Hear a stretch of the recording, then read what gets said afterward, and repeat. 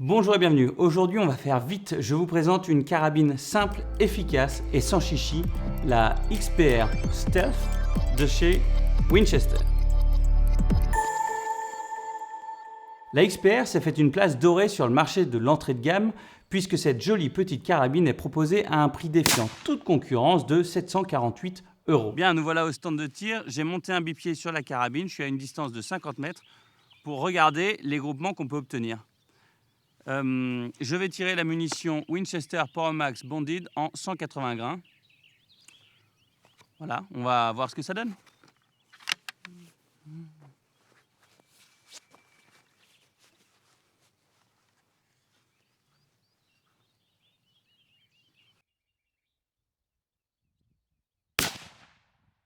Donc là, a priori, je vois déjà que le réglage n'est pas parfait.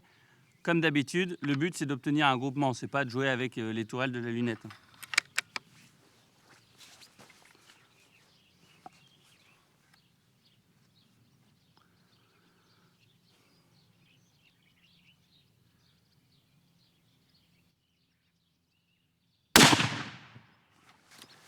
Bon, c'est vrai que l'avantage du 308, c'est que là, je n'ai pas de frein de bouche, j'ai pas de réducteur de son, mais c'est pas un calibre qui tape trop fort.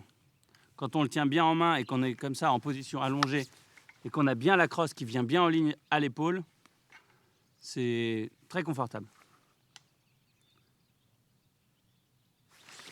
Le groupement que j'ai là-bas n'a rien d'extraordinaire, mais il est tout à fait correct. J'ai souvent envie d'avoir évidemment des balles qui fassent trou dans trou, mais on a tendance à oublier que c'est des munitions de chasse. Donc c'est pas tellement ce qu'on leur demande. Plus elles sont précises, mieux c'est. Maintenant, à 50 mètres, si tous les animaux étaient tirés comme sont les balles là, tous les animaux seraient morts. Ce que je vais faire, c'est que je vais tout de suite pousser à 100 mètres. Je vais voir si je vois correctement. Ouais.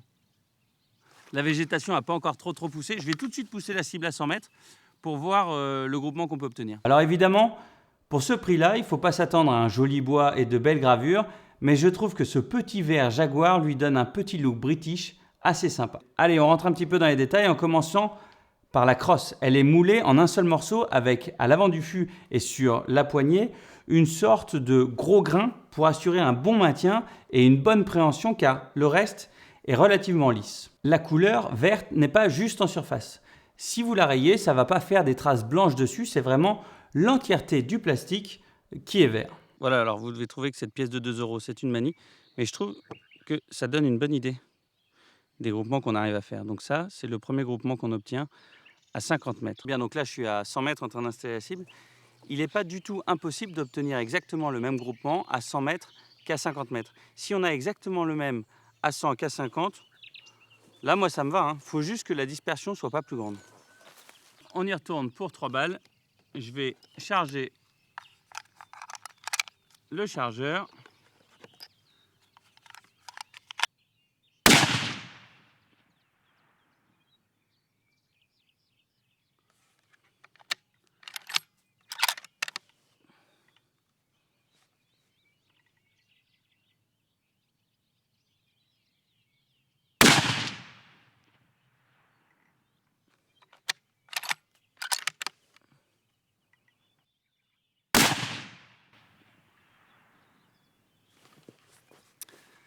Bon, vous l'avez vu, il commence à faire chaud. En chemise, ça remue déjà un petit peu plus. On sent bien que tirer 40 balles comme ça, ce serait un petit peu contraignant. Bon, le groupement, il est un poil plus dispersé que celui à 50 mètres. C'est tout à fait correct. Elle bénéficie d'un chargeur en polymère, lui aussi de 3 cartouches, plus une dans la chambre. On a donc une capacité de feu de 4 coups. Le sabot amortisseur de 20 mm est de technologie Inflex, désormais omniprésente dans la famille Browning Winchester. Le canon de 53 cm est flottant et sans organe de visée. Il bénéficie d'un filetage pour pouvoir monter un frein de bouche ou un modérateur de son. Sur le boîtier de culasse, on retrouve un rail Picatinny parfait pour adapter n'importe quelle optique. Ce que je vais faire, c'est que je vais aller recoller une autre pastille et je vais essayer un deuxième groupement. Bon, autre chose, niveau confort, leur chargement se fait très bien. C'est rare et je le souligne parce que souvent dans les chargeurs, on est obligé de forcer et c'est assez pénible Là, c'est royal. La détente, quant à elle, elle est directe, comme je les aime. Un petit peu lourde, mais directe. La culasse est très très fluide. Bon, c'est une carabine qui fait le taf, hein. Allez, on y retourne avec toujours la pièce de 2 €. Donc ça, c'est bien le groupement qu'on avait à 50 mètres. Ça, c'est mon premier groupement à 100 mètres. Donc voilà, par rapport à la pièce de 2 €. D'accord? Donc les 3 balles, 1, 2, 3. Le deuxième groupement à 100 mètres que je viens de réaliser, donc on voit que c'est sensiblement les mêmes.